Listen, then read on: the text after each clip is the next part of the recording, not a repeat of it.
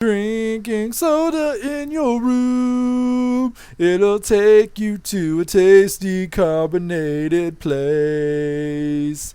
I don't know what to say, but I'm gonna do this stuff anyway. Bo-ba-da-bo-bo. Okay, I can do it that way. Cool. Alright, guys. Welcome to the review of Dragon Ball Super Episode 19. That's right, I'm doing another one. But we're going to change the format a bit. I'm going to try to make this one a little bit faster. Just going to make key points and not tell the whole story. And maybe we'll see how that goes. But the one thing I do want to mention in this is the opening is different.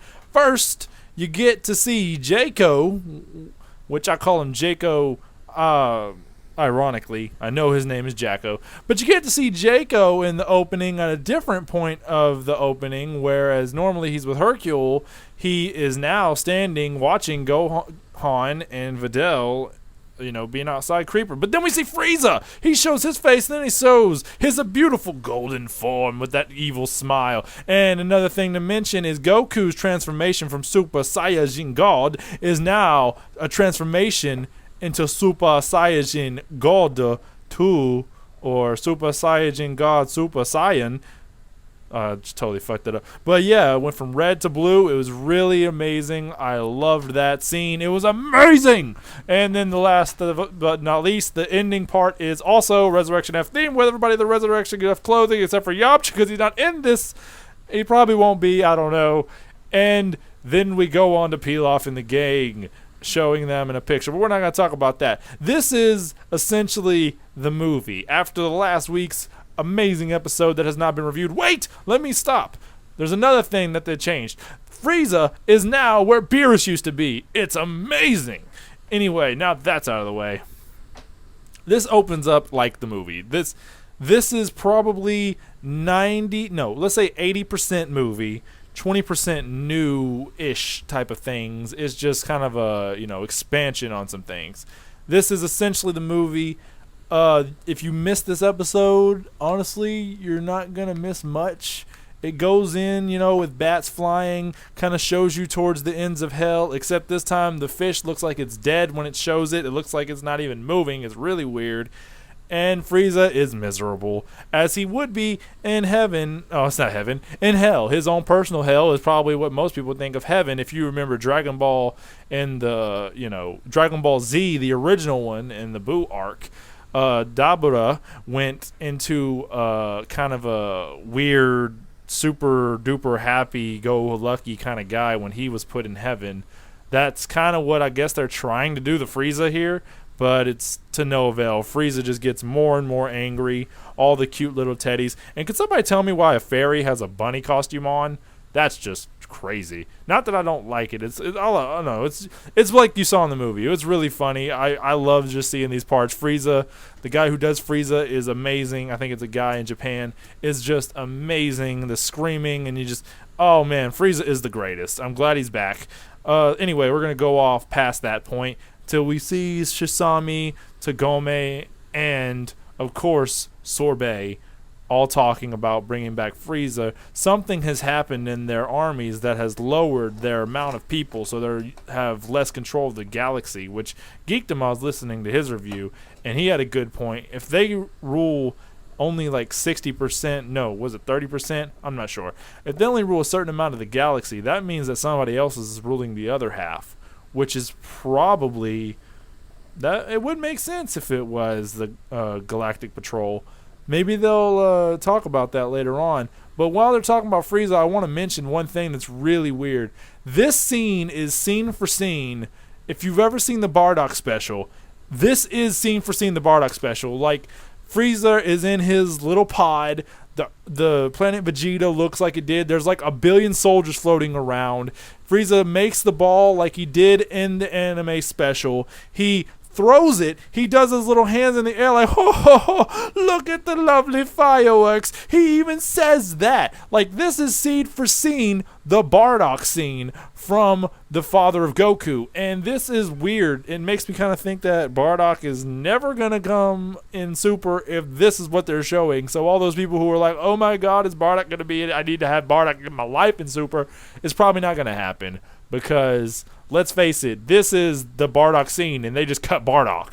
This is everything in that movie, well, special, that was in the special, scene for scene, except no Bardock.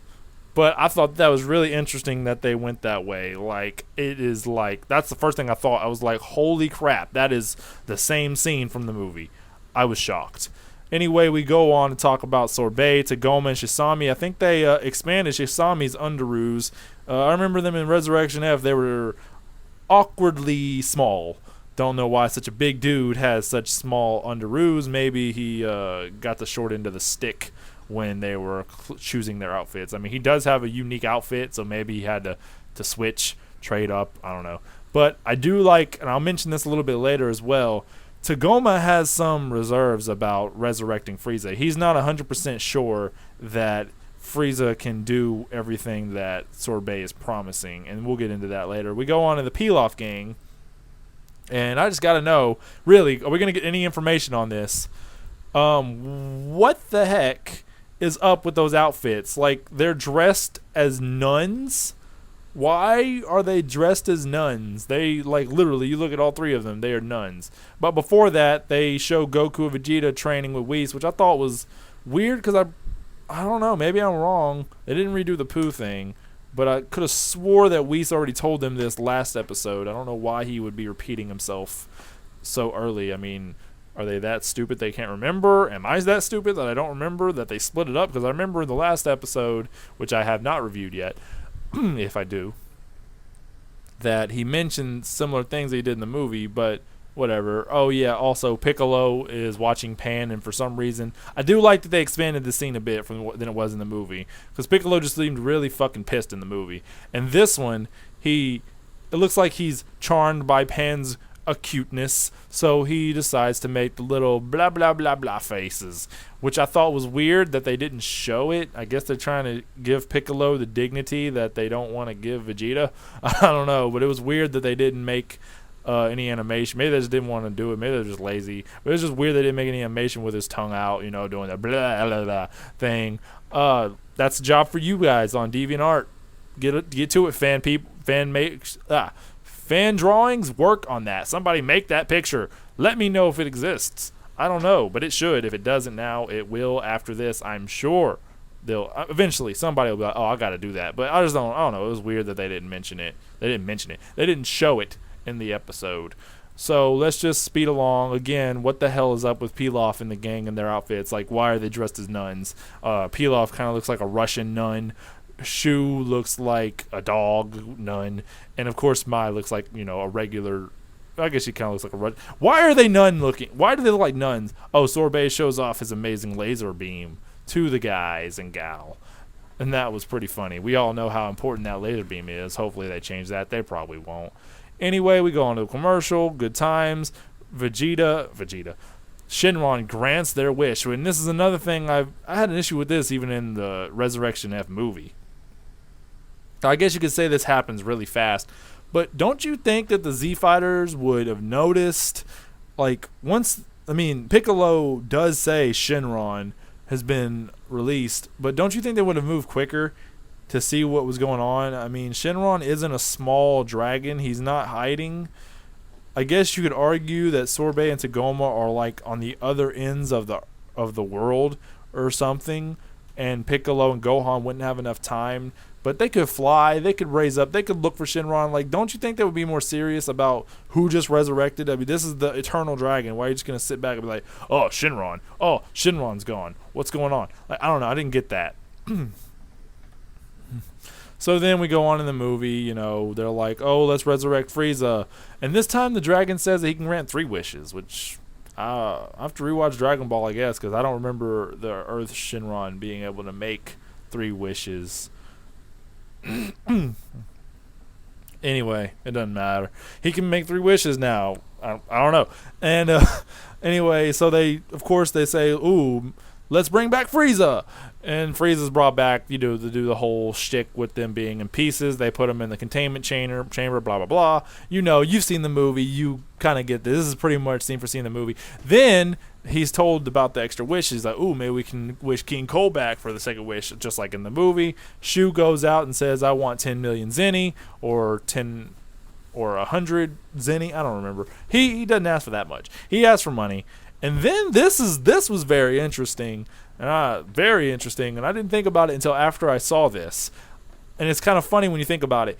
In a way, I don't know if anybody else caught this, but I totally caught this. Mai jumps up and says she wishes for the most delicious ice cream.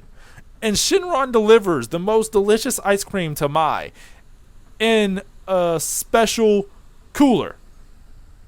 So, in a sense, Shinron brought back cooler. See, if I was one of those clickbait video people, I would totally. This is the point where I would make the title like Cooler confirmed for Dragon Ball Super Returns episode 19, and have like a crazy picture go up and be like, oh my god, people are like, oh my god, I can't believe it, Cooler's back. But it was a funny little pun, just like with Raditz and Zarbon with Vegeta and the fruits. I think that this was a clever little joke that the Dragon Ball Super people did, Toei, I guess you would say, that they get ice cream and it's in a cooler, a special cooler, which is Cooler, Frieza's brother in the movie. And I don't know, I thought that was freaking hilarious. I loved it. I hope that's what they're going for. If not, that was just a happy coincidence. But they totally wish back Cooler. So Frieza and Cooler come back in this episode. Haha, clickbait, blah, blah, blah. But I'm not going to do that. I'm just going to call this regular stuff. Anyway, now the episode pretty much, it kind of dies down at this point. But I do like that Shisami seems to be playing a bigger role this time around when they're about to see Resurrection of Frieza. And let's go back to Tacoma real quick. They mentioned that Tacoma saw him a long time ago when he was stationed somewhere. I guess Frieza came by to check some operations over there, which I found really interesting. I thought that was really cool that they incorporated the fact that, hey, Tacoma, Sorbet, and Shisami, they were around when Frieza was. It's just they weren't part of the main people that we saw in the sagas, but they were there. They were in the background. They were in the shadows, you know. I thought that was really cool that they showed that Tacoma was there. And then, more so, I like this, that Tacoma seems to be the main guy. Shisami gets on to him. He's pissed about this. Tacoma is like, is one guy really going to be able to do it? What good is having a dictator that isn't as all talk and no power? Like, Tacoma is showing his disagreement with wanting to bring Frieza back from the get-go, and I love the fact that they did this, and it makes it seem very interesting with Tacoma. And I also like that Tacoma and Shisami seem to have some kind of rivalry between each other, because I don't know, I just felt like they had some kind of like heat between each other, like they don't like each other, and I thought that was cool. I doubt that'll ever be expanded on. I just think that it's cool that they have that little backstory to them, and I thought it was cool Tacoma was in the past, but Tacoma constantly is saying, is this really necessary? Like, do we really need Frieza? Which I really like that Tacoma is the main guy that is like, I don't really think that Frieza is as good as you say he is, considering we know what happens to him probably next episode. I don't think they're going to change that, and honestly, Tacoma's not bad, but I don't think they should. I like the fact that Tacoma gets murdered by Frieza at the get-go, and it would make more sense for him to die in Super, because he's been talking nothing but smack about Frieza the entire time before his resurrection. He hasn't truly believed him, and Shisami, of course, is like, oh, you must be crazy. It's insane that somebody who doesn't respect Frieza the way that he should be is having the glory of witnessing his resurrection. And Tacoma is just, I love it. It's just amazing. So they bring back Frieza. Sadly, no maximum hormone in this, probably because they couldn't afford it in the series. I'm sure that still cost a lot of money. But the music that they use is pretty good. I'm not going to complain. It's good for anime-ish type of style, you could say. I don't know. But essentially, he's back. And I do like that while he's being revived, Goku tells Vegeta he says he feels like something dark is going on in the atmosphere, and he doesn't know what it is, which I thought was cool, because obviously this type of thing wasn't shown in the movie, but it shows Goku and Vegeta cleaning up, showing the non-action-y parts of their training, which is just kind of like the housework. and he mentions something to Vegeta, and Vegeta's just like, don't try to get out of your work, you crazy fool. So I thought that was funny. Also, that place that they were in looked really freaking cool with the crystals lining up the stairs. Oh my god, the amazingness of Beerus's home. I want to see more of it. I love its design. It's amazing. So Frieza spits out the green liquid, which I thought was really cool because I like that part in the movie. It just kind of like shows he doesn't give a damn. And Frieza's back. He says, I'm back, and the narrator says he's back. Oh god, Frieza, the terrible person's back. And then Vegeta is with Goku holding up some weird, like, largely big clip, like 2 large clippers. I don't know what's going on with that. But that's the end of the episode. The ending song is the same, and interesting little fact, next time Jacko shows up, and Goten and Trunks are in the episode, which if you've seen the movie, you know that Goten and Trunks were away or whatever in the movie. So already they're in this arc. I don't know if they're going to show up during the battles with Frieza or anything. I don't really know. I feel like this is going to go fast, which is a shame because I really was hoping for a lot from this saga, but we'll get into that in future episodes. Another interesting thing is Goku and Vegeta seem to be training and they clash fists. Then a blue, like, color surrounds them and, like, some kind of break in the atmosphere shows, but it's blue. So could this be the beginning of the Super Saiyajin God Super Saiyajin abilities showing themselves? Could we actually witness Goku and Vegeta reaching that pinnacle of transformation unlike we did in the movie? Also, Jacko's in the next episode, so that's going to be a laugh. Everybody, the next episode should be good. That's all I'm saying. I can't wait for it. That's all for this review. If I missed anything, well, oh well. Let's do it!